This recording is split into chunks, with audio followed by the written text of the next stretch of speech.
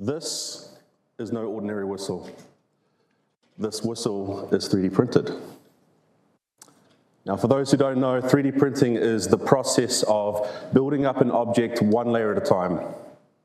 In plastic-based 3D printing, the process is simple. Feed some material through a tube, heat it up with a nozzle, extrude it through that nozzle, and move it around on a series of precision motors to make a flat shape, rinse and repeat, one on top of another, and you have a 3D object. A lot of people hear the word printing, they think about paper printing, so it's a bit hard for them to grasp the concept of making something 3D. But it's actually quite simple once you break it down. It's all about making something one layer at a time, like this whistle. Now, this whistle is small, but it packs quite a powerful punch, as you've just witnessed. However, the story behind this whistle is even more powerful. Some time ago, my team and I ran a training session with a group of educators. This was their first time ever touching 3D printing. They had heard of 3D printing, but had never actually put their hands on a machine. None of them were actually digital tech teachers, by the way. One of them somewhat considered themselves to be a bit technical, but this was their first time exploring this new world. After only a few hours of training them, we gave them a challenge, and the challenge was to print a school resource, something the school actually had budget set aside for. Turns out, at that time, the school needed whistles. Quite a few of them, actually, for teachers, sports coaches, etc. They needed around 40 whistles, and they had allocated a budget of $400 for these whistles.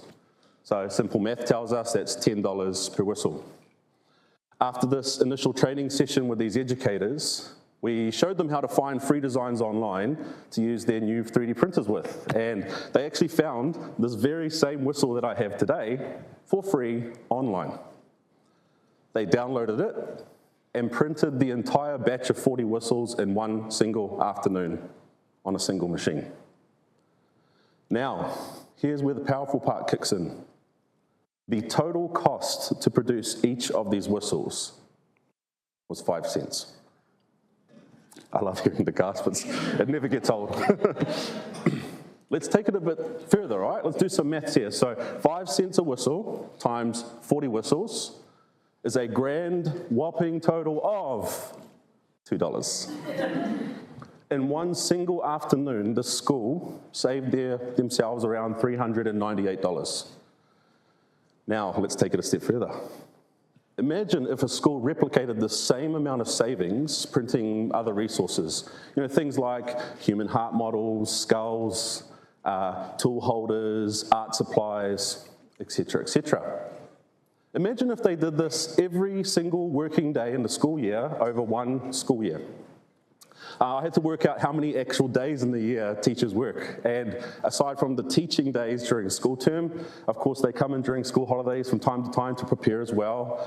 So on average, it's around 205 days in the year that educators are working. So let's use that as our number, right? If we take this savings and multiply that by 205 days in a single school year, one printer could save a school $81,590. That's from a single printer in a single classroom. It's quite powerful when you think about it.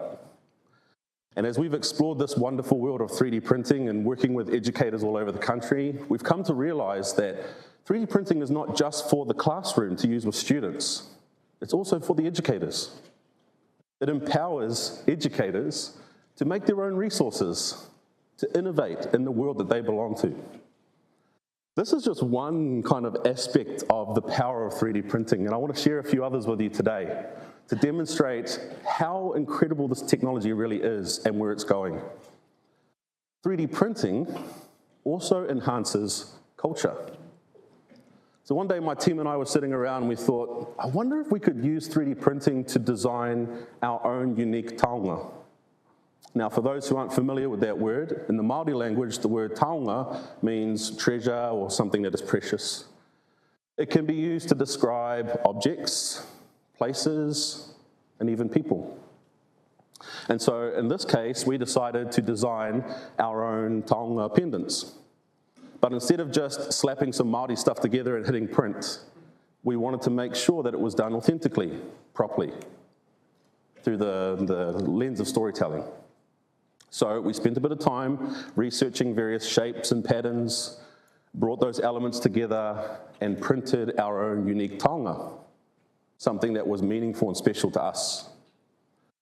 This is my taonga. In fact, it is the same one that I'm wearing today. And when I did the research around the patterns and the shapes that I wanted to use, I decided that the purpose behind my taonga was I wanted something that would encapsulate what it means to be a Māori innovator, like my ancestors were before me. So I carefully chose all of these elements and brought them together, and I printed it. And yes, visually, it's amazing, and I was really happy with the visual outcome, but the real power behind it was what it did to me as a Māori. It's also what it did to me as an innovator and as an entrepreneur. I decided to set a rule around how I use this taonga. So here are my rules for how I use this. Rule number 1, when I put this on in the morning, I step into the realm of innovation. I step away from personal life and family life and step into work life. My full dedication and focus is towards work. At the end of my workday, I take this off, place it on my dresser, and that symbolizes the end of my workday. My focus shifts away from work back to my personal family life. For any of you who are entrepreneurs, you will know how dangerous it can be when we overwork constantly. We're burning ourselves out constantly. Seems like a noble cause, but in hindsight, I think of all the times I burned myself out and realized that was not a smart decision. Little did I know that this little exercise that we did would not only enhance my cultural well-being, but would also enhance my physical and mental well-being. Small and simple, but powerful. We decided to take this concept and go a bit further with it. And we ran workshops all over the country teaching people who have never touched 3D printers before, people young at heart, and everyone else in between. We taught them how to design their very own taonga and streamlined the workshop to achieve this in only a few hours. The majority of these people, as I mentioned, never touched 3D printing before, and actually were quite scared of it at first because, it's not something they would consider themselves to be doing. And yet, only after a few hours, they were able to make these. No joke, these are designs that were made only after about 3 hours of learning. The youngest that we've ever run the workshops with, they're around 10 years old, and the oldest, 60 plus. And yet they were all able to achieve the same result. 3D printing is a lot easier than you think. If they can do it, you can too. Those educators I talked about, if they can do it, you can too. Let's go a bit further. 3D printing also enables business. To me, this is probably one of the most exciting elements of this technology. As you know, 3D printers make 3D objects. 3D objects have value to various people in different spaces who have various needs, which means you can use this technology to build custom solutions to those needs. No joke. Today, people are literally starting mini factories from the comfort of their own home, making products for people that need them. And it's quite amazing when you look at the various things that you can make with 3D printers. A lot of people have seen YouTube videos or a TikTok video, and a lot of the time they just see these little trinkety gadgets and they kind of think like that's what 3D printing is, which is definitely a part of it and it's a fun part of it, but it's a very, very small drop in the bucket. I want to show you a few examples, just a few, of the types of things that you could make and sell with a 3D printer. Things like pot plants. And these are all real 3D printed objects, by the way. Prosthetics. Tools.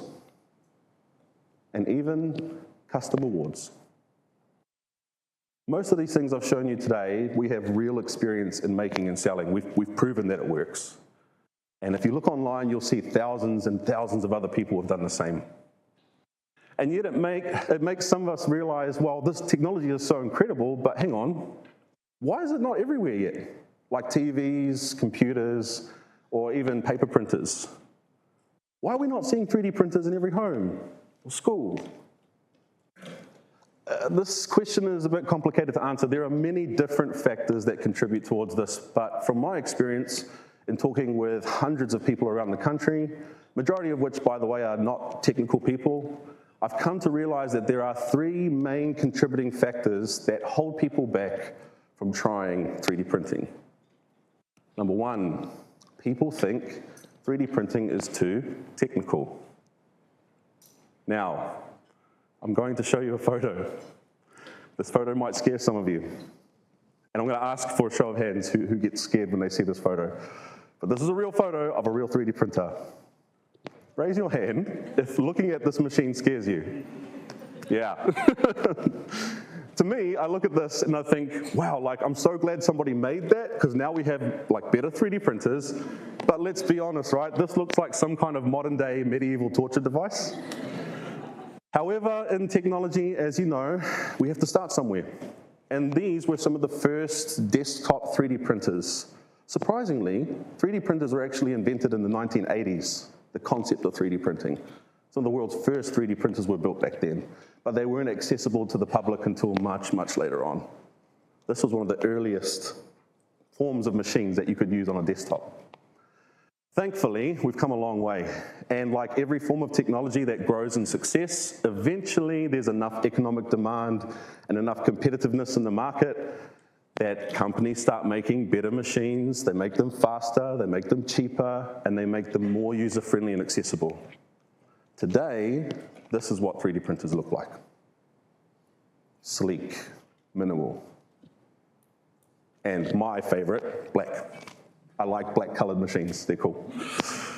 This printer's amazing. It's actually extremely user-friendly. We've actually tested this machine in particular. We've seen people who have never touched a 3D printer before be able to look at this machine, follow some simple instructions, and learn how to use it, almost on their own with a bit of guidance. This is what 3D printing looks like today. But the majority of people who aren't in this world don't realize that it's actually a lot easier than they think.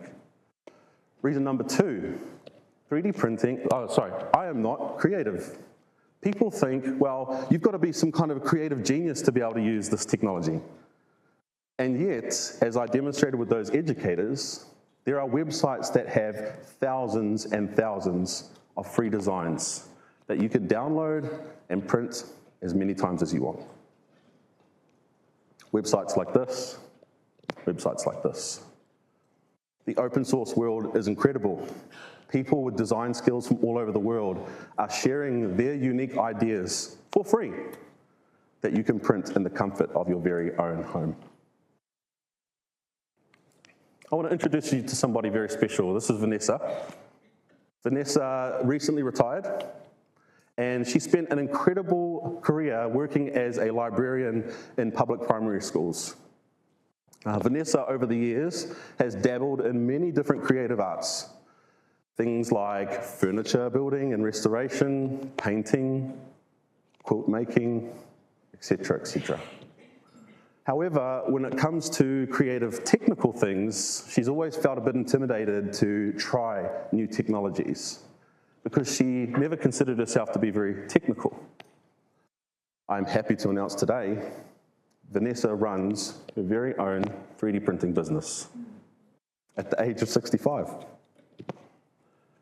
These are some of the products that she sells. These are called haihai. They are tools that are used in rāranga, which is the Māori word for weaving.